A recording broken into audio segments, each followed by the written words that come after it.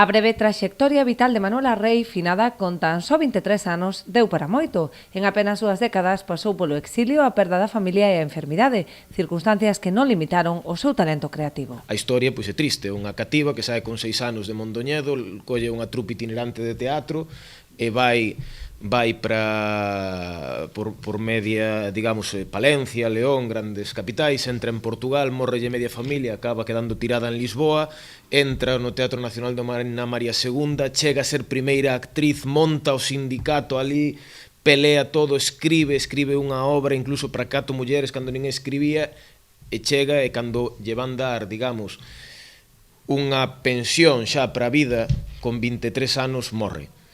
Entón, todo isto, que é unha vida pois dura e triste, poderíamos facer un espectáculo que sexa un funeral, e o que facemos é unha celebración desa vida, unha vida curta, pero realmente intensa.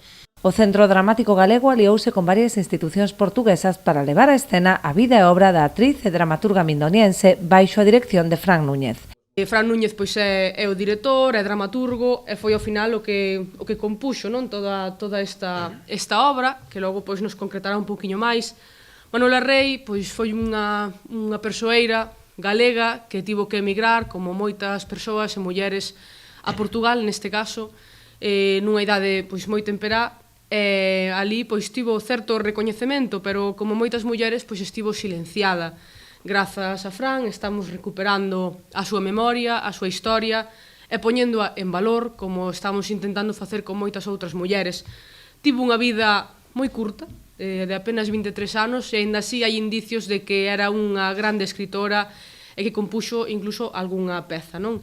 Entón, pois, penso que é un personaxe que temos que poñer en valor. Tras o seu paso por 3 localidades portuguesas e a estrea galega en Santiago, a función comezará a súa xira en Ribeira o mércores 30 ás 9:15 da noite. Será no auditorio e as entradas se poderán adquirir a partir do próximo luns.